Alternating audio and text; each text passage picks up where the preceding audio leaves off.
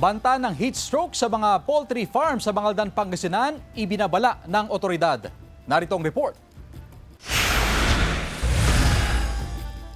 Umaabot na sa 40 degrees Celsius ang itatalang heat index sa Dagupan City. Sa forecast ng Pag-asa, aasahan pa ang mas mataas na heat index sa mga susunod na araw. Ngayong Abril hanggang sa ikalawang linggo ng Mayo, posibleng maranasan ng peak ng mainit na panahon. Sa ganitong kataas na heat index, posible raw na tamaan ng iba't ibang sakit gaya ng heat stroke ang mga alagang manok. So far, wala namang reported cases. Pero syempre, may allotted naman tayong kumbaga mortality na percentage.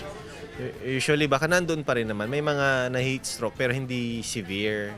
Kaugnay nito, nagpaalala ang Municipal Agriculture Office sa mga poultry growers sa Bangaldan, Pangasinan. May preventive measures na rin siguro yung mga farm owners. Ganun din yung mga nagbabantay. Kasi syempre, expected na nila to. Umuulit-ulit cycle na to eh.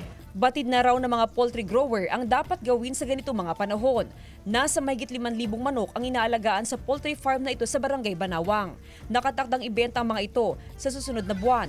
Para maiwasan ang pagdapo ng sakit sa mga alagang manok, regular ang ginagawang monitoring. Tinitiyak din na may ventilasyon at may sapat na tubig ang mga alagang manok. Dapat po, dapat laging tinitignan yung tubigan po para hindi sila mauhaw tsaka Opo.